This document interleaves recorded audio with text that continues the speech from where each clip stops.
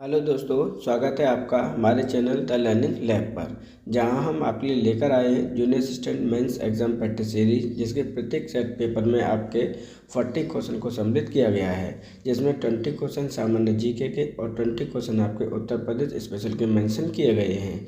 यह सीरीज आपके लिए बहुत ज़्यादा लाभदायक है। अतः आपसे आग्रह है कि अगर आपको कंटेंट अच्छा लगता है तो वीडियो को लाइक, चैनल को सब्सक्राइब और बेल आइकन को प्रेस जरूर कर लीजिएगा, जिससे कि आपको आने वाले वीडियो का नोटिफिकेशन भी प्राप्त हो सके। अगर आपको हमें कोई सजेशन देना है तो आप हमें कमेंट बॉक्स में दे सकते हैं।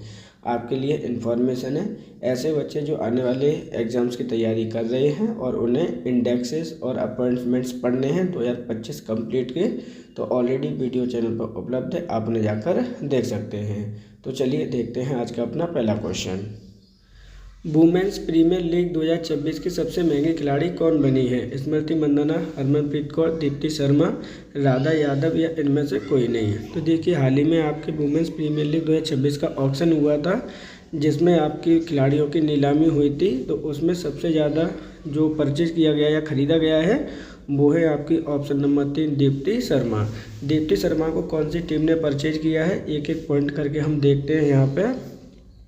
तो इनको आपका 3.2 करोड़ रुपए दिए गए हैं। किन की तरफ से दिए गए हैं? तो यूपी वॉरियर टीम के द्वारा इसे परचेज किया गया है। ध्यान रखिएगा, दीप्ति शर्मा कहाँ से बिलोंग करती हैं? तो ये आगरा ज़िले से आपकी बिलोंग करती हैं, जो कि उत्तर प्रदेश में स्थित है। हाल ही में इनका जो वुमेन ओडीआई वर्ल्ड कप हुआ था 2025 में, उसमें इनका प्रदर्शन लाजवाब रहा है। एक एक करके हम इसके पॉइंट भी समझ लेते हैं, क्योंकि जो 2025 का वर्ल्ड कप है कौन जीता है? विनर टीम का नाम है आपका भारत। जबकि प्लेयर ऑफ द सीरीज किसको जीता गया है? तो दीप्ति शर्मा को player of the series award दिया गया है या player of the tournament award दिया गया है। ये चीज़ आपको याद रखनी है, प्लेयर ऑफ टूर्नामेंट। आपकी भारतीय ऑलराउंडर हैं आपकी दीप्ति शर्मा, ये चीज़ आपको याद रखनी है, इम्पोर्टेंट पॉइंट है इसके। और उत्तर प्रदेश स्पेशल में भी ये क्वेश्चन कई बार पूछा गया है। सही आंसर है ऑप्शन नंबर 3। हाल ही में केंद्रीय अप्रत्यक्ष कर एवं सीमा शुल्क बोर्ड का अध्यक्ष कैसे नियुक्त किया गया है? तेजवीर सिंह, विवेक चतुर्वेदी, प्रवीण कुमार, प्रवीण रंजन या इनमें से कोई नहीं? तो देखिए, यहाँ पे बोला गया है केंद्रीय अप्रत्यक्ष कर एवं सीमा शुल्क बोर्ड के बारे में कि इनका हाल ही में किसे अध्यक्ष नियुक्त किया गया है। ये क्वेश्चन पहले भी आपका कई बार पूछा जा चुका है, ध्यान रखिएगा। सही आंसर क्या होगा? तो ऑप्शन नंबर आपका 2 है, विवेक चतुर्वेदी को यहाँ पे बनाया गया है।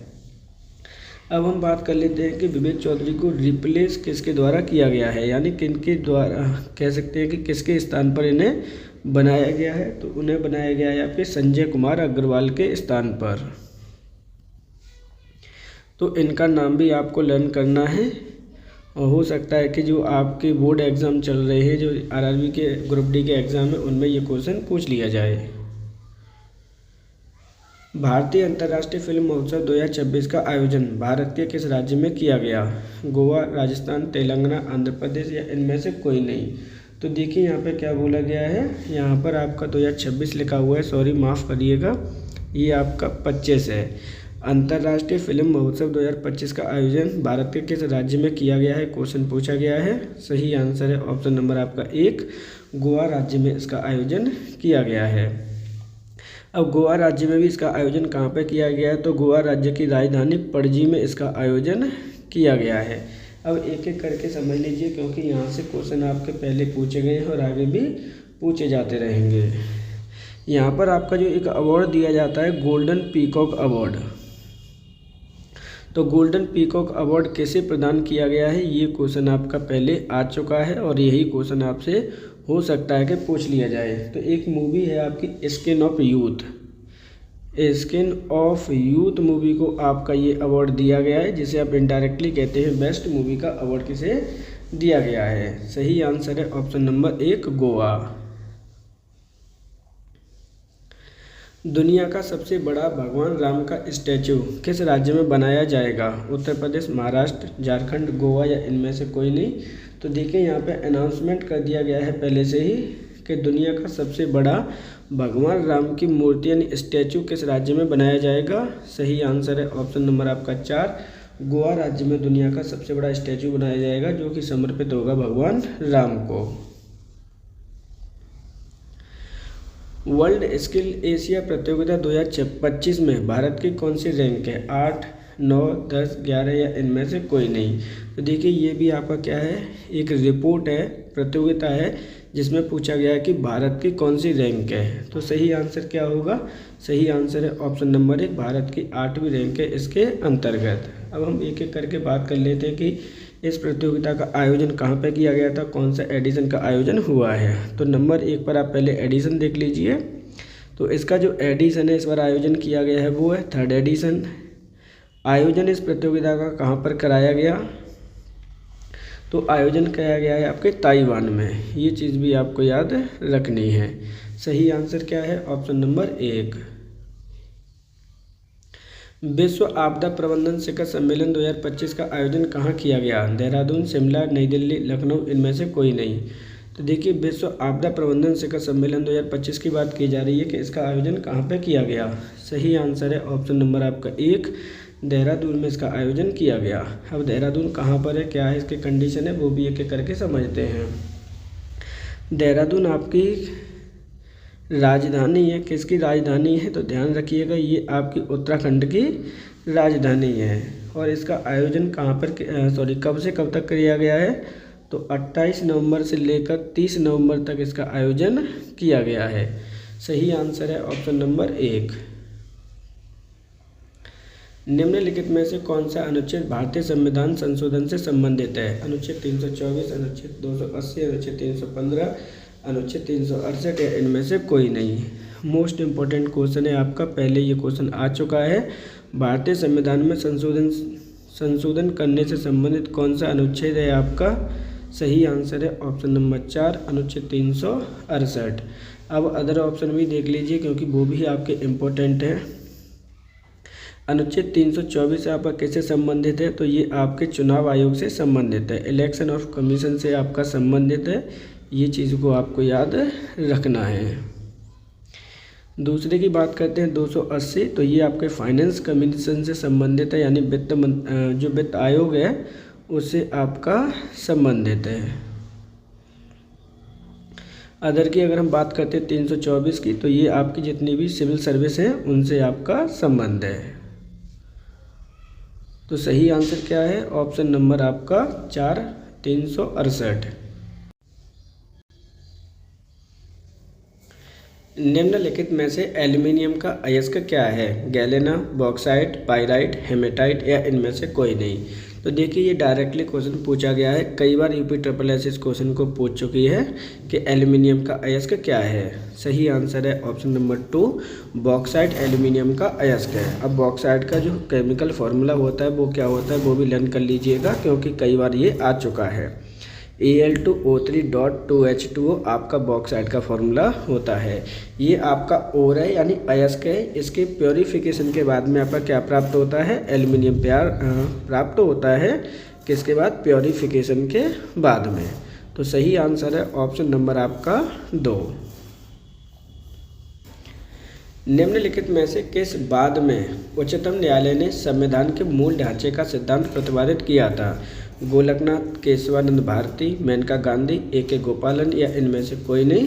तो देखिए इस क्वेश्चन को इम्पोर्टेंट क्वेश्चन है आपका, ऐसा कौन सा बात था जिसमें उच्चतम न्यायालय ने संविधान के मूल ढांचे का सिद्धांत दिया था? मूल ढांचा मतलब बेसिक स्ट्रक्चर से संबंधित है, जैसे इसमें ये वाले चेंजेस नहीं कर सकते। तो सही आंसर है ऑप्शन नंबर आपका 2, केशवानंद भारती का एक केस था जिसमें संविधान के मूल ढांचे की बात की गई थी। मूल ढांचे से मतलब क्या है? तो जैसे कुछ मौलिक अधिकारों को आप चेंजेस नहीं कर सकते। ये आपका बेसिक सिद्धांत है आपके किनका? जो आपके मूल अधिकार है आप उन्हें रिप्लेस नहीं कर सकते। जैसे आपका एक शब्द है आपका लोकतंत्र है तो उसे आप चेंज नहीं कर सकते।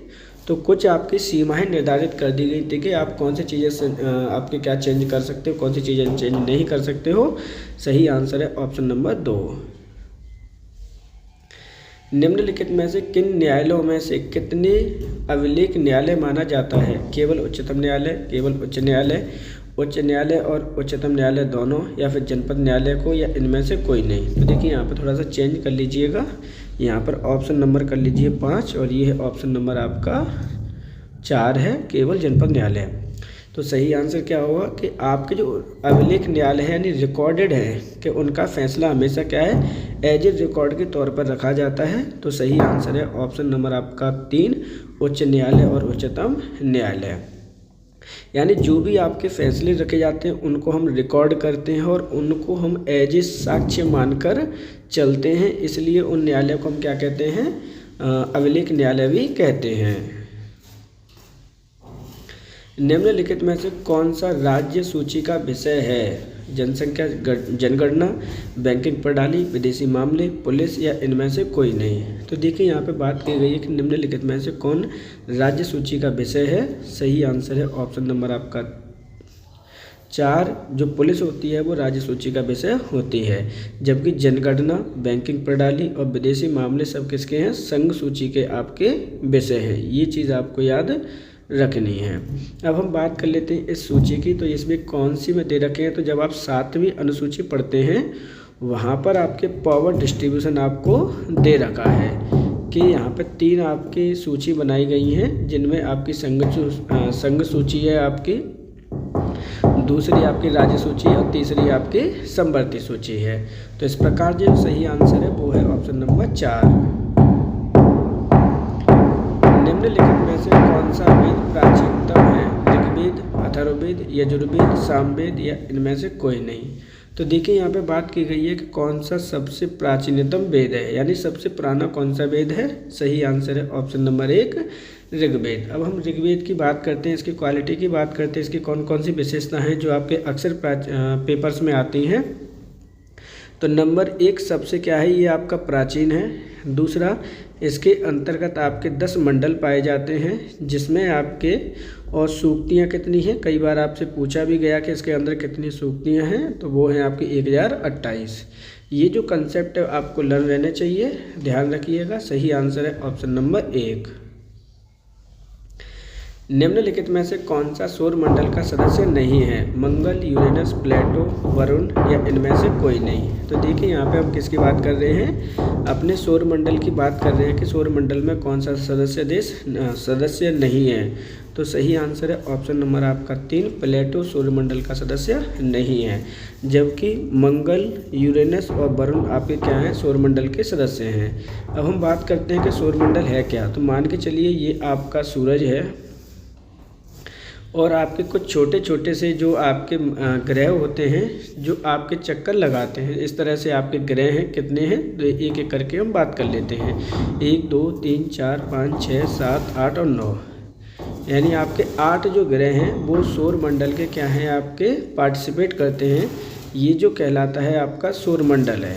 और जैसे यहाँ पर क्या वास्तविकता है वो चीज़ समझ लीजिए। तो ये आपका सन है, अब यहाँ पर आपका बुध है, ये वाला मरकरी जिसे कहते हैं आप, इसे ये आपका बुध हो जाएगा, ये आपका शुक्र है, ये आपका मंगल है, ये आपकी पृथ्वी है, ये आपका सैटर्न है, ये बृहस्पति हो जाएगा, बृहस्पति, सैटर्न, यूरेनस और वरुण।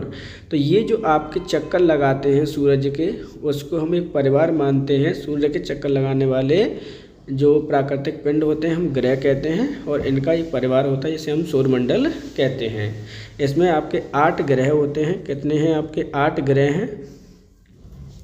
एक आपका स्टार है यानी सूरज है आपका, और आपके कुछ उल्का पिंड्स वगैरह भी हैं। तो सही आंसर है ऑप्शन नंबर 3। इंडिया डिवाइडेड पुस्तक के लेखक कौन है? जवाहरलाल नेहरू, महात्मा गांधी, राजेंद्र प्रसाद, भगत सिंह या इनमें से कोई नहीं। तो देखिए इंडिया डिवाइडेड पुस्तक के लेखक कौन है? सही आंसर है ऑप्शन नंबर आपका 3, राजेंद्र प्रसाद। राजेंद्र प्रसाद कहाँ से बिलोंग करते हैं? तो ध्यान रखिएगा, ये आपके बिहार राज्य से बिलोंग करते हैं। ये कौन थे? तो भारत के फर्स्ट प्रेसिडेंट ऑफ इंडिया थे।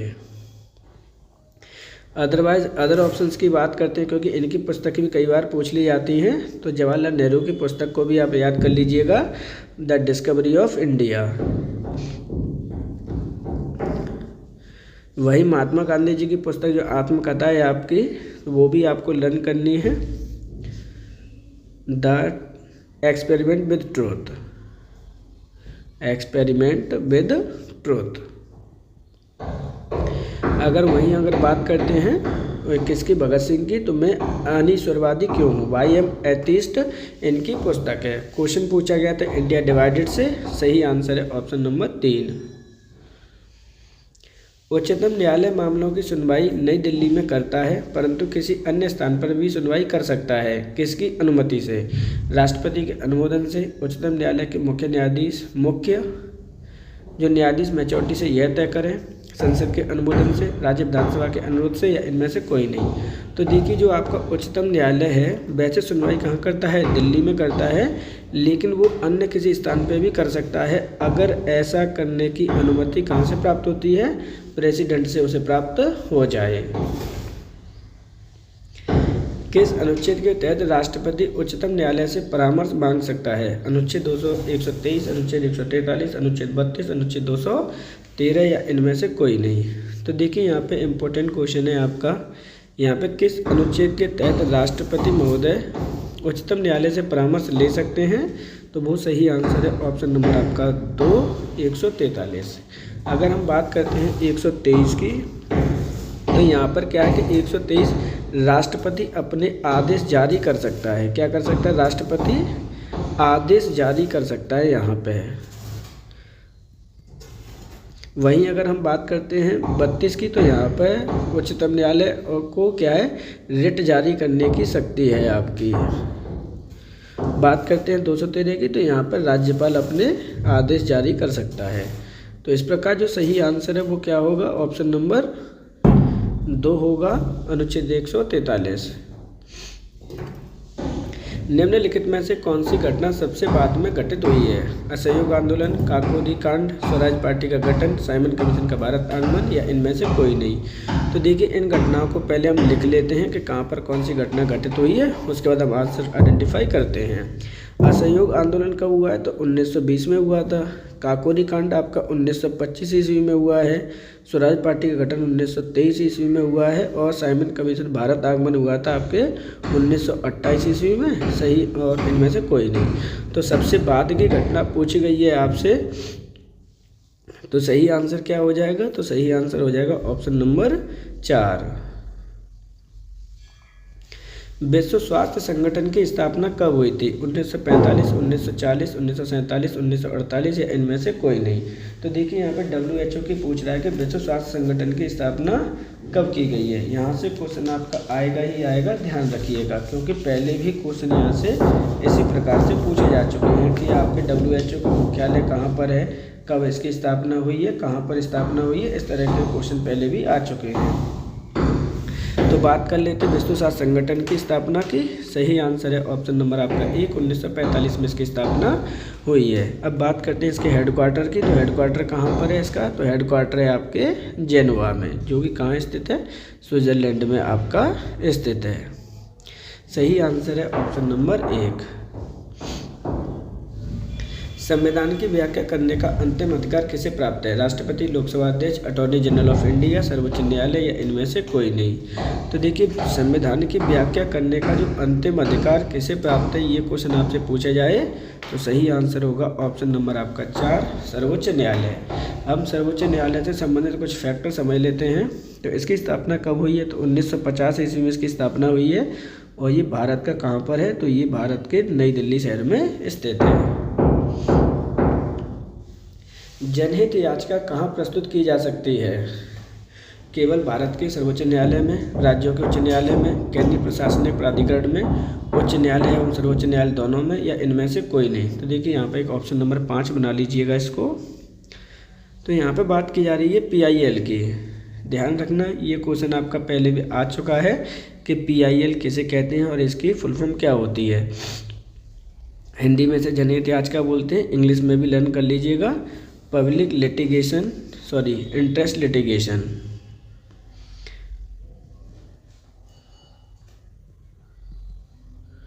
ये चीज़ आपको याद रखनी है। क्वेश्चन सही आंसर है ऑप्शन नंबर 4, उच्च न्यायालय और सर्वोच्च न्यायालय दोनों में जनहित याचिका प्रस्तुत की जा सकती है। कृषि गणना 2025-26 के अनुसार राज्य में सभी वर्गों का औसत जोत आकार क्या है? 0.51%, 0.73%, 0.72%, 0.42% या इनमें से कोई नहीं। तो देखिए उत्तर प्रदेश कृषि जनगणना 2015-16 के अनुसार पूछ रहा है कि राज्य में सभी वर्गों का औसत जोत आकार क्या है। सही आंसर है ऑप्शन नंबर आपका 2, 0.73 हेक्टेयर। शीत ऋतु में प्रदेश के किस क्षेत्र का सबसे कम तापमान रहता है। केंद्रीय क्षेत्र, बुंदेलखंड क्षेत्र, पूर्वी क्षेत्र, पश्चिमी क्षेत्र या इनमें से कोई नहीं। तो देखिए शीत ऋतु की बात की जा रही है, किस क्षेत्र में सबसे कम तापमान रहता है, तो वो सही आंसर होगा ऑप्शन नंबर 4, पश्चिमी क्षेत्र। क्योंकि पश्चिमी क्षेत्र में जो आपका पश्चिमी विक्षोभ होता है, क्या है आपका पश्चिमी विक्षोभ के कारण यहाँ पर आपकी बारिश हो जाती है, तो इसके कारण इसका क्या होता है, तापमान डाउन हो जाता है। सही आंसर है ऑप्शन नंबर 4। प्रदेश में बंगाल की खाड़ी के मानसून को किस नाम से जाना जाता है। पूर्वा, पश्चिमी विक्षोभ, महावत, काल वैसाखी या इनमें से कोई नहीं। तो देखिए बंगाल की खाड़ी में उत्पन्न मानसून को प्रदेश में किस नाम से जानते हैं।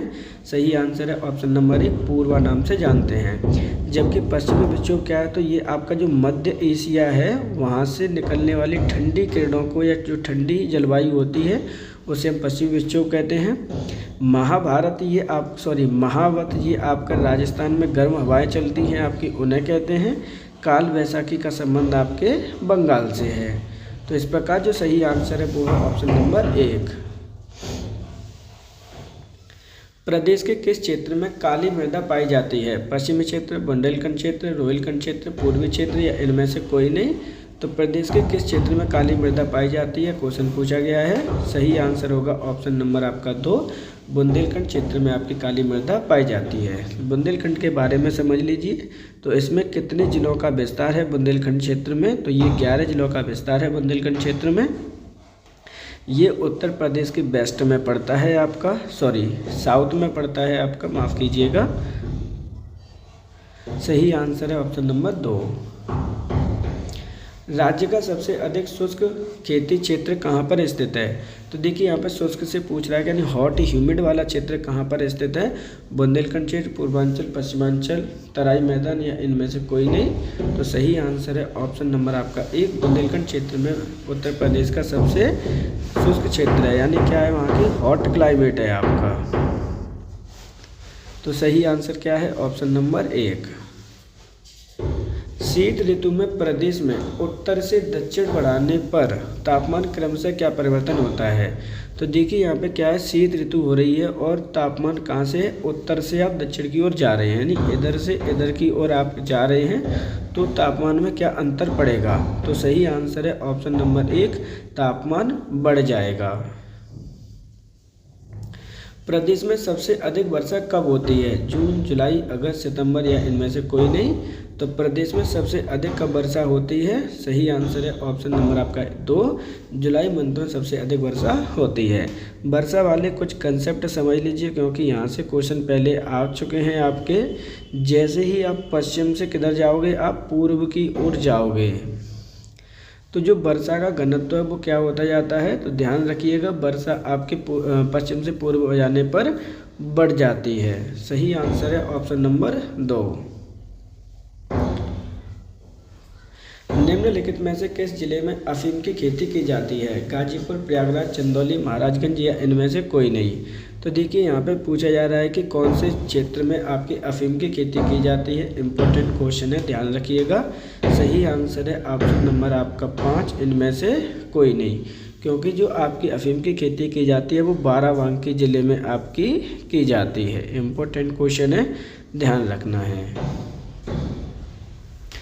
उत्तर प्रदेश में सबसे ज़्यादा अवनालिका अपरदन किस नदी के कारण होता है। यमुना, चंबल, सोन, केन, इनमें से कोई नहीं। तो अवनालिका अपरदन किस नदी के कारण होता है। सही आंसर है ऑप्शन नंबर 2, चंबल नदी के कारण सबसे ज़्यादा होता है। अब चंबल नदी का जो आपका कहाँ पर होती है, क्या है चंबल नदी, वो भी देख लीजिए। मान के चलिए ये आपकी क्या है, यमुना नदी है आपकी। और एक नदी है जो एमपी से निकल कर आती है, इस तरह से एमपी से पहले राजस्थान में जाएगी, फिर आपके यूपी में एंट्री कर जाती है। तो ये आपकी जो नदी है वो चंबल है, ये चीज़ आप मान के चलना है। और ये चंबल नदी है। चंबल नदी यमुना नदी में कहाँ मिल जाती है, तो ये इटावा में मिल जाती है। तो ये जो आगरा वाला क्षेत्र होता है उसमें सबसे ज़्यादा ये अपर्दन करती है। अवनालिका अपर्दन के लिए नदी जिम्मेदार है। सही आंसर है ऑप्शन नंबर आपका 2। प्रदेश में प्रथम नियमित दुग्ध संघ की स्थापना कब हुई थी? 1938, 1940, 1942, 1944, इनमें से कोई नहीं।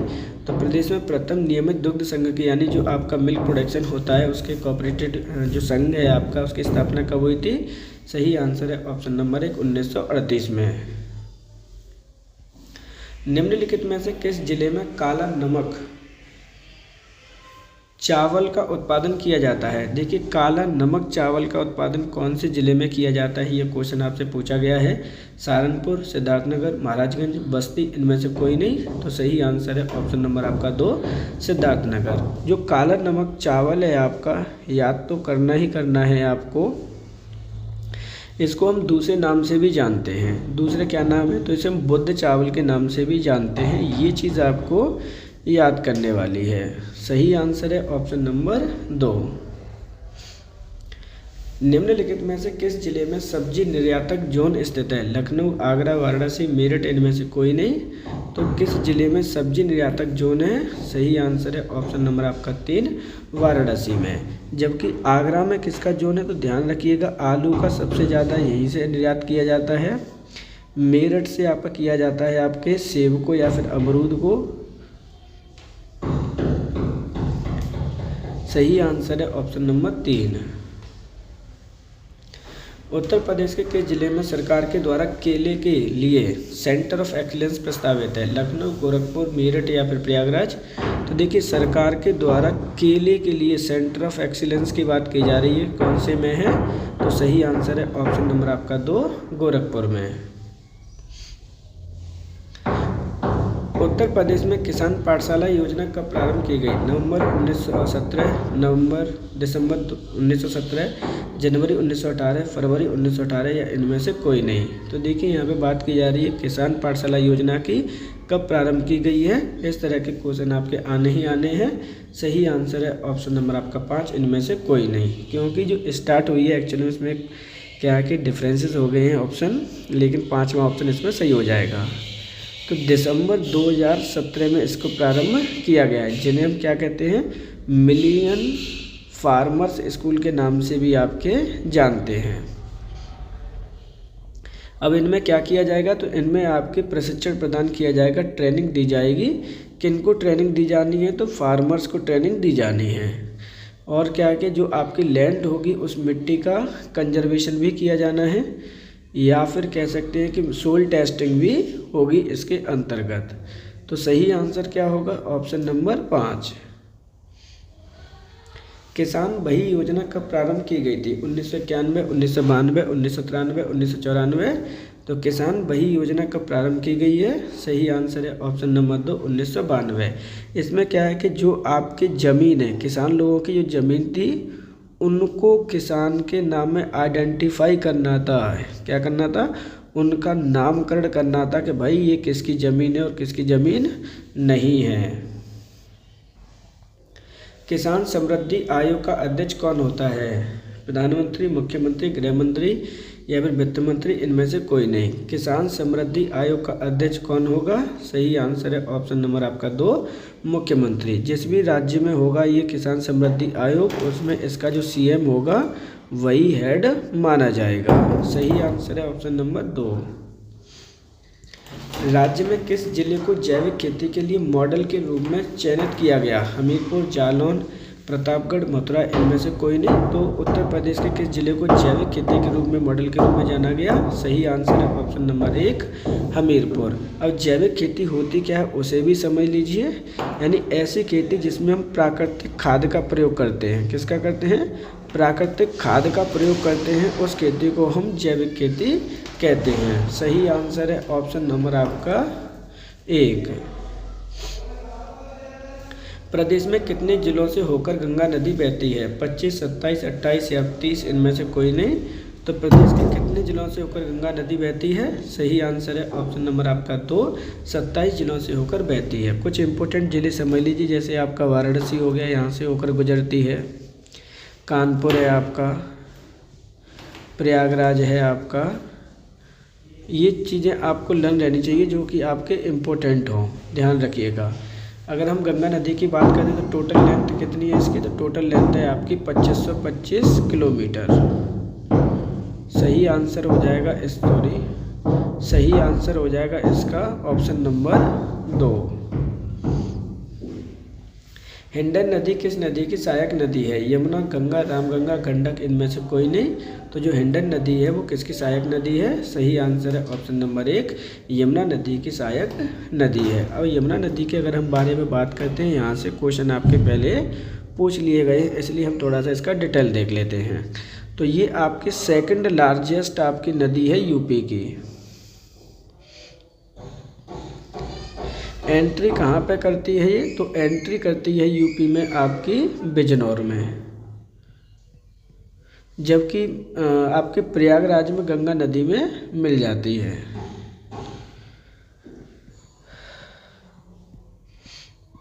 तो सही आंसर क्या हो जाएगा? ऑप्शन नंबर आपका 1, यमुना नदी। राज्य का कौन सा जिला सर्वाधिक गंगा तट वाला जिला है? कन्नौज, अलीगढ़, बलिया, बदायूं, इनमें से कोई नहीं। तो राज्य का सबसे गंगा तट वाला जिला कौन सा है? सही आंसर है ऑप्शन नंबर आपका 4, बदायूं। इम्पोर्टेंट है, ध्यान रखिएगा। इस प्रकार हमारे 40 क्वेश्चन यहाँ पे कंप्लीट होते हैं। आप सभी से रिक्वेस्ट है कि अगर आपको हमारा कंटेंट अच्छा लगता है तो वीडियो को लाइक, चैनल को सब्सक्राइब जरूर करिएगा, जिससे कि आपको नोटिफिकेशन प्राप्त हो जाए। आप सभी के लिए इम्पोर्टेंट खुशखबरी है कि जो आपके UPSSC पैट 2000 जिसने भी व्यक्ति बच्चों ने पेपर दिया है और जिनके मार्क्स 0+ आए हैं आपके, वो सभी लेखपाल मेंस का फॉर्म फिल कर सकते हैं। ये चीज़ आपको ध्यान रखना है, क्योंकि लेखपाल के जो फॉर्म है वो कब से स्टार्ट हो रहे हैं? 28 दिसंबर से आप स्टार्ट हो रहे हैं। इसलिए हम लेखपाल की भी प्रैक्टिस सीरीज लेकर आएंगे, जिसमें स्पेशल होगा आपका पंचायत, क्योंकि यहीं से आपका सिलेक्शन होना है या रुकना है, ध्यान रखिएगा। जैसे लास्ट टाइम आपकी स्कीम ढेर सारी आ गई थी और बहुत से बच्चे रुक गए थे, इसी प्रकार पंचायत वाला जो पोर्शन है लेखपाल के लिए काफ़ी ज़्यादा इम्पोर्टेंट रहने वाला है। अगर आपको हमें कोई सजेशन देना है तो आप हमें कमेंट बॉक्स में सजेशन दे सकते हैं। ये चीज़ आप ध्यान रखिएगा। आज के लिए इतना ही। आप सभी का धन्यवाद।